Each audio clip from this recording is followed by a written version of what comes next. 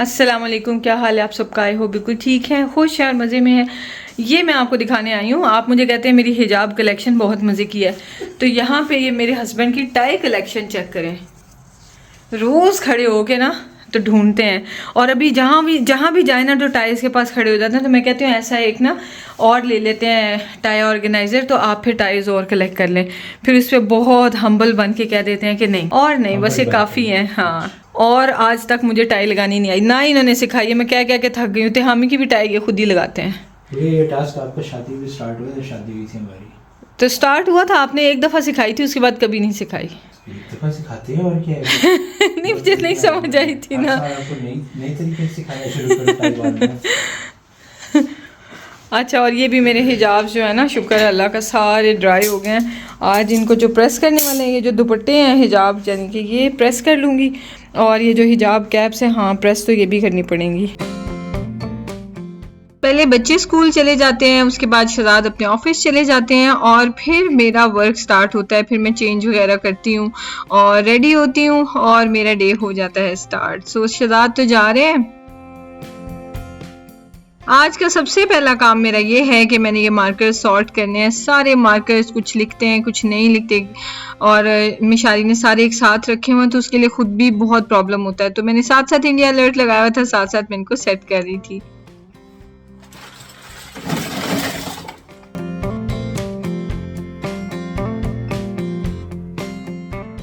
कोई भी antibacterial surface cleaner मेरे पास हो ना, चाहे वो कारफूर का हो या डेटॉल का हो, तो इस तरह के जो स्टेन्स हैं उनको रिमूव कर देता है। मार्कर के आम जो निशान है ना उनको रिमूव कर देता है, बस जो परमानेंट मार्कर्स के नाम से मिलते हैं उनको रिमूव नहीं करता है। और उसके लिए शहजाद ने आई थिंक एक बार थिनर यूज़ किया था, तो उससे सारा रिमूव हो गया था। तो ये ब्लैक वाला रह गया और बाकी सारे मार्क्स हट गए हैं। तो इसको मैंने अच्छी तरह से क्लीन करके इसमें मार्कर्स रख दिए हैं। बहुत सारी पेंसिल्स और क्रेयॉन्स और शार्पनर्स वगैरह भी मिशारी ने इसी में रखे हुए थे, तो उनको भी मैं सॉर्ट कर दूंगी।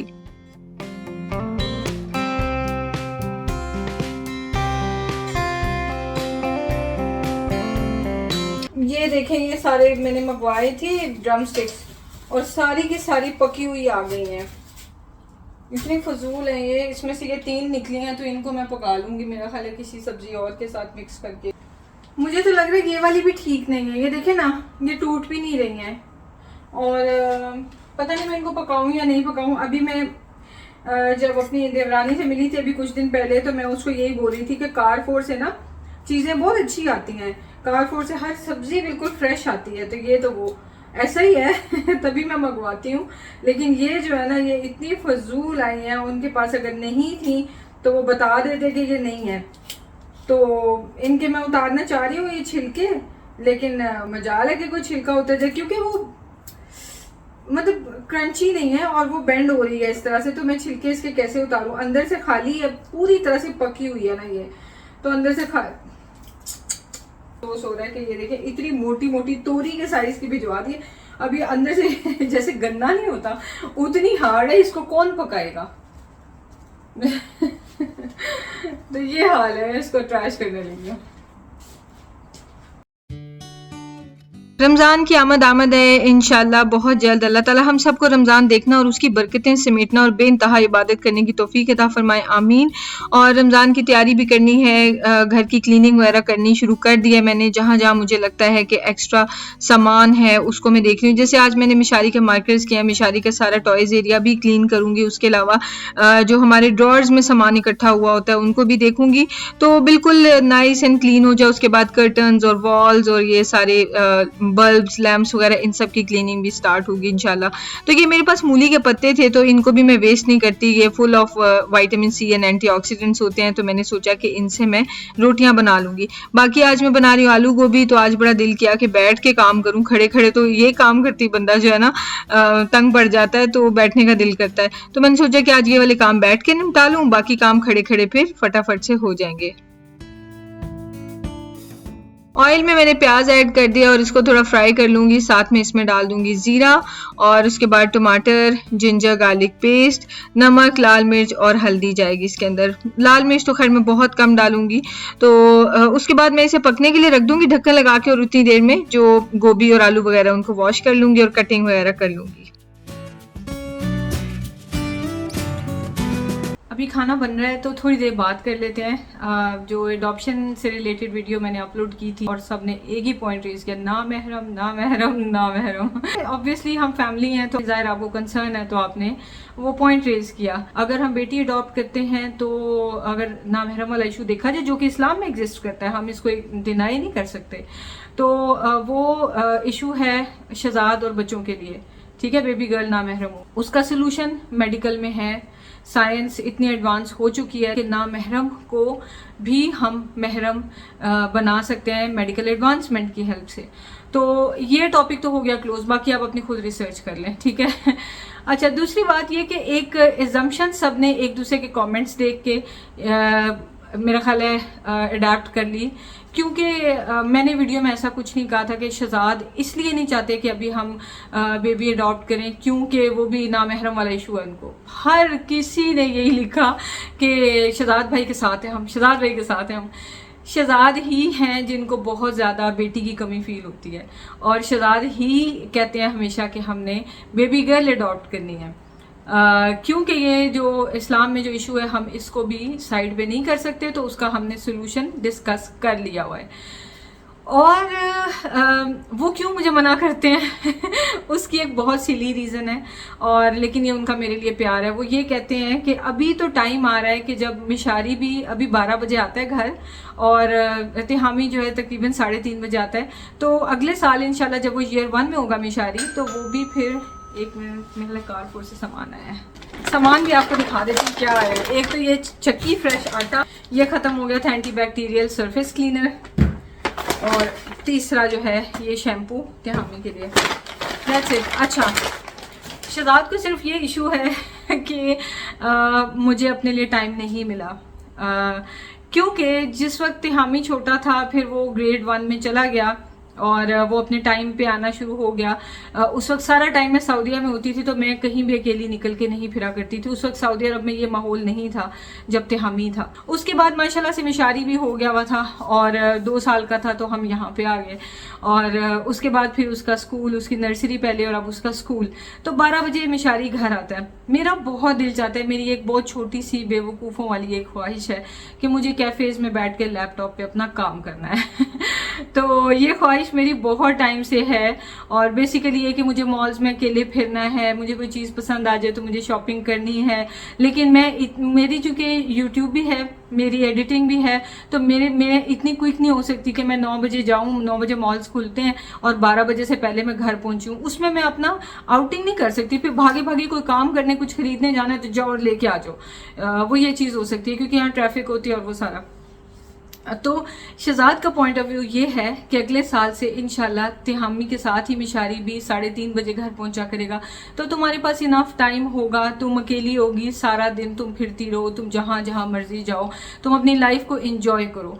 क्योंकि एक क्या होता है कि जब जब बच्चे बड़े हो रहे होते हैं ना, तो ऑब्वियसली हमारी भी एज बढ़ रही है, लेकिन हम कौन सा भी कोई बूढ़े हो गए हैं, या हम लोग कभी इवन कोई बूढ़े भी हो जाएं, उनको भी जिंदगी जीने का हक है, मेरा गलत मतलब नहीं है। लेकिन उस वक्त ये होता है कि मेरा ख्याल है उस वक्त दिल ही नहीं शायद करता, इसीलिए जितनी एज होती जाती है सारे कहते हैं हमारा तो इतना दिल ही नहीं करता निकलने का, घूमने फिरने का। तो यही एज है जिसको मैं एंजॉय कर सकती हूँ, तो ये वजह है। और शहजाद अपनी जगह ठीक भी है, लेकिन मेरा दिल चाहता है कि मेरे पास एक ना छोटी सी बेबी गर्ल हो जिसकी मैं केयर करूं, जिसको मैं हेडबैंड्स लगाऊं, पोनीज लगाऊं, अच्छी चीज़ उसके लिए मैं फ्रॉक्स लूं, बड़ी प्यारी प्यारी यहाँ पे चीज़ें मिलती हैं, तो ये मेरा दिल करता है। लेकिन शहजाद नहीं मान रहे हैं, कहते हैं तुम ऐसे करो कि 1 साल तुम मिशारी जब जाएगा 1 में और आप उसमें 1 साल अपनी लाइफ इंजॉय कर लो, तब डिसाइड करना कि आपने अडॉप्ट करना है या नहीं। मेरा तो तब भी जवाब होगा कि हाँ मैंने अडॉप्ट करना है, क्योंकि शहजाद की बहुत ख्वाहिश है। तो ये चीज़ है, तो वो मेरे लिए सोचते हैं, मैं उनके लिए और अपने लिए, ऑब्वियसली मुझे भी चाहिए, तो मैं उनके और अपने लिए सोचती हूँ। बाकी जो आप लोगों ने ये कहा था कि काफ़ी सारे कमेंट्स आए थे मेरी तसल्ली के लिए, वो ये थे कि आपकी बहुएं आ जाएंगी तो वो भी आपकी बेटियां होंगी। बिल्कुल मेरी बेटियां होंगी, और बड़ी स्पॉइल्ड किस्म की बेटियां होंगी, बड़े लाड से मैं उनको रखूंगी इंशाल्लाह। लेकिन उनको मैं गोद में तो नहीं बिठा सकती ना, उनको मैं जो वो पोनियाँ बनाना और वो सारा करना वो तो नहीं मैं कर सकती। वो तो यही है कि जब बच्चों के फिर बच्चे होंगे मैं वो वेट करूँ, तो वो तो माशाल्लाह से इंशाल्लाह हम सबको ज़िंदगी दे, उस वक्त तक तो हमारी पता नहीं क्या एज हो गई होगी तो वो टाइम का एक अपना ही मज़ा होगा। लेकिन अभी जो मेरी एज है जिसमें मेरे पास छोटे बच्चे होने चाहिए, तो वो उस एज को भी मैं इस तरह से इंजॉय करना चाहती हूँ। अच्छा, बाकी आपके जो सारे कंसर्न्स थे वो ये कि आप जो है अल्लाह का नाम लेके दोबारा ट्राई करें, क्या पता इस बार आपके साथ मेडिकल कॉम्प्लिकेशंस ना हो, उस बेस पे आप कैसे सोच सकते हैं कि दोबारा भी होंगी। आपकी बात भी सही है। तो उस चीज़ का जवाब ये है कि एक हदीस है ना कि मोमिन एक सुराख से 2 बार नहीं रसा जाता। आपको पता है कि एक सुराख में कोई सांप है या कोई बिच्छू है, तो आपका वो गलती से आपका उसके ऊपर पाँव आ गया है, ये मैं उसकी एक्सप्लेनेशन अपने तौर पे दे रही हूँ, तो आप उसके ऊपर दोबारा पाँव रखेंगे? आपको पता है कि इसके अंदर कुछ रहता है ऐसा पॉइजनस, कुछ नहीं रखेंगे ना। तो वो चीज़ है कि मैं इन चीज़ों से सफ़र कर चुकी हूँ, ना मैं इस चीज़ के हक में ना शहजाद है। तो ये सारे आपके क्वेश्चंस थे और उनके आंसर थे। तो आई होप आपको जो है अपने सारे सवालों के जवाब मिल गए होंगे। तो अब आपसे मुझे चाहिए सपोर्ट, जो कि आपने हमेशा की है, और हम इंशाल्लाह बहुत जल्द प्रोसीड करेंगे। अभी मैं फिर नहीं कर रही हूँ, प्रोसीड नहीं कर रही हूँ, क्योंकि शहजाद से मैंने दोबारा भी बात की है और मैंने उनसे कहा है कि इस तरह, तो कहते हैं कि नहीं, 1 साल बच्चों के बगैर, मतलब बच्चे गए होंगे और तुम अपना घूमो फिरो, अपनी लाइफ को एंजॉय कर लो, उसके बाद फिर इंशाल्लाह एडॉप्शन के लिए हम प्रोसेस स्टार्ट कर देंगे। तो ये स्टोरी है और बस। बातें करते करते मसाला अच्छे से भुन गया है और ऑयल सेपरेट हो गया है। इसके अंदर मैंने आलू डाल दिए हैं, थोड़े से भून लूंगी जब तक कि किनारे ना उनके थोड़े से ट्रांसपेरेंट से हो जाए। उसके बाद फिर इसमें मैं गोभी डाल दूंगी। गोभी आजकल बहुत साफ है, फिर भी पानी में भिगो के रखते हैं विनेगर डाल के, तो कोई भी कीड़ा हो ना तो वो ऊपर आ जाता है। अच्छा जी, उसके बाद मैंने इसको कवर करके रख दिया पकने के लिए, और साथ में अब ये बाकी की जो वॉशिंग है वो स्टार्ट हो जाएगी। मूली के पत्तों में तो बहुत ही मिट्टी होती है, 3 से 4 बार करें तब जाके वो खाली मतलब साफ सुथरा पानी होता है। सैलेड वेजिटेबल्स भी मैंने वहीं बैठे बैठे क्लीन कर ली थी, और रात में सैलेड काटने का भी प्लान था, लेकिन उस वक्त इतनी भूख लग रही थी सबको कि फिर मैंने ये स्किप कर दिया। ये रिकॉर्डिंग मेरे से नहीं हुई है, मैंने इसके अंदर सिर्फ डाला है धनिया और हरी मिर्चें साबुत ना, और साथ में गरम मसाला और धनिया पाउडर। मिर्चें काट के नहीं डाली ताकि मिशी खा सके। मूली के पत्तों को भी मैं फाइन ग्राइंड कर लूंगी और इससे रोटियां बना लूंगी। आज तो जनाब ये मैं अपनी कैरेट्स जो मैंने उगाई है ना, इनकी भी कटिंग करने लगी हूँ, क्योंकि अब जो है ना ये और ग्रो नहीं कर रही, उल्टा खराब हो रही हैं। तो वैसे तो ये साफ सुथरी है, लेकिन एक वॉश मैं इनको फिर भी दे लूंगी, और इनको भी जो है ना मैं यहाँ पे डाल के, ये मूलियों के जो मैंने पत्ते चॉप किए हैं ना, इनके साथ ही मैं इनको डाल के तो फिर पका लूंगी, रोटियां बना लूंगी। इतनी कोई खुशी हो रही थी ना इनको कट करते हुए। मुझे याद है जब हम छोटे तो खैर नहीं थे, हम लोग टीनेजर्स थे, जब अम्मी पार्कों में अम्मी अबू रहते थे, तो अम्मी के पास वहाँ पे दो इतने बड़े बड़े लॉन्स थे। कॉलोनी में हम रहते थे ना, तो बहुत बड़ा अबू का माशाल्लाह से घर मिला हुआ था, तो अम्मी ने वहाँ पे हर तरह की गार्डनिंग करवाई हुई थी, सारी सब्जियाँ फ्रूट हर तरह की चीज़ें वहाँ पे ग्रो करवाती थी अम्मी, और वहाँ से फिर हम कलेक्ट करके किचन में लेके आते थे, बड़ा मज़ा आता था। तो लेकिन मैं गार्डनिंग में बिल्कुल भी, मतलब होता है ना कि कोई स्किल हो मेरे अंदर, अम्मी गाइड करती थी मालियों को कि कैसे करना है, क्या करना है, और बहुत अच्छे से अम्मी ने मैनेज करवाए होते थे। लेकिन मुझसे जो है ना बेसिक्स भी मेरे से हैंडल नहीं होते। बहरहाल मैं बहुत खुश हूँ कि गाजरें तो कम से कम थोड़ी सी निकल आई। अम्मी को देख देख के ना इंस्पिरेशन बहुत आती है कि मैं भी करूं, लेकिन मेरे हमेशा पौधे खराब ही होते हैं। आपको याद होगा मैंने हाइल में इतने सारे प्लांट्स लेके रखे थे फ्लावर्स के सारे जल गए थे। फिर यहाँ पे भी मैं लेके आई थी, 1-2 ही मैं पौधे छोटे छोटे लाई थी, वो भी जल गए थे।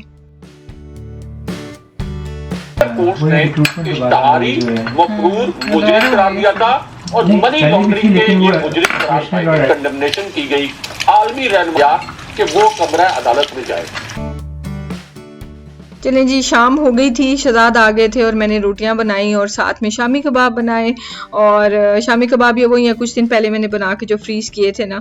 तो ये देखिए रोटियों की लुक कितनी अच्छी आ रही है, इसके अंदर ग्रीन ग्रीन सब बहुत अच्छा लग रहा है। और इस तरह की जो है ना स्प्रिंग अनियंस जो होते हैं उनकी रोटियां भी बहुत टेस्टी लगती हैं। तो मैंने स्प्रिंग अनियंस भी मंगवाए हुए, नेक्स्ट रोटियों में मैं वही ऐड कर दूंगी। रोटी मेकर भी मैंने शौक से ले लिया था, लेकिन उसके ऊपर मेरा ना दिल नहीं करता। चले वो कौन सा एक अप्लायंस है, वेस्ट हो जाएगी, पड़ी रहे, जब दिल करेगा निकाल लिया करूंगी। आजकल तो यही है कि चलो जल्दी जल्दी खुद ही बना लूं। Quickly coming cuz he is hungry बेटा। Okay, bring your bottle please. है आपकी बोतल ये आप ही ले आओ विश्वा मेरी है चलिए कल ये भी लग जाए ना लाइट्स। बस थैंक यू। कटलेट्स बनाने मुझे इतने मुश्किल लगते हैं ना कि शहजाद को बड़ा शौक होता है कि अगर कुछ ना घर पे हो ना तो शामी कबाब का सैंडविच बनाने। तो मैंने कहा है कि शामी कबाब को लेकर मैं बड़ी सीरियस हूँ। Thank you like it. और मैं पर्सनल ले जाती हूँ और ये मजाक नहीं है। अभी जाओ शहजाद के इत्तेहामी के लिए एक है मिशू प्लीज़ मूव, एक छोटा वाला मिशी के लिए ओके, एक ये मेरे लिए है और एक इत्तेहामी के लिए। शहजाद के अभी के 2 हैं और एक कल लंच के लिए एक है। तो कहते हैं मैं अभी एक खा लेता हूँ, सुबह नाश्ते में एक खा लूँगा और फिर लंच में खा लूँगा। तो मैंने कहा नहीं अगर आपने एक खाना है डिनर में तो नेक्स्ट टाइम से एक ही बनेगा, नाश्ता इंक्लूडेड नहीं है इसमें। लिटरली इतनी मेहनत से कबाब बनते हैं। मैंने कभी किसी चीज़ पे अपनी फैमिली को मना नहीं किया कि ना खाएं, लेकिन मैं कबाबों को लेके इतनी सीरियस ले जाती हूँ ना बात को कि नहीं जितने खाने हैं बस उतने हैं। मेरी तरफ से एक टाइम में ये 4 भी खा रहे हो इस टाइम पे कि मुझे 2 और बनाओ तो 4 बना दो कि मैंने 4 खाने हैं तो ठीक है। लेकिन ये नहीं है कि अब हर मील में के कबाब चल रहा है। कुछ कह ही नहीं सक रहे इस मामले में क्योंकि मामला बहुत सीरियस है। अच्छा शामी कबाब नॉट स्पाइसी और I did not put any spice just because of you. No, don't touch that. It's too spicy. For you. No. Thank you. चले इसके क्या रिव्यूज देने। आलू गोभी है, कबाब है। इंशाल्लाह मिलते हैं आपसे नेक्स्ट वीडियो में। मिशु खाना खा ले। Go Mishu sit. Okay go please, मैं tired. Mama is so tired. Sad? Okay. चले मिलते हैं आपसे नेक्स्ट वीडियो में। दुआ में याद रखें, अपना ख्याल रखें। टेक केयर, अल्लाह हाफिज। You have to come here tomorrow. और you have to come here tomorrow. जबरदस्त मजा आ गया।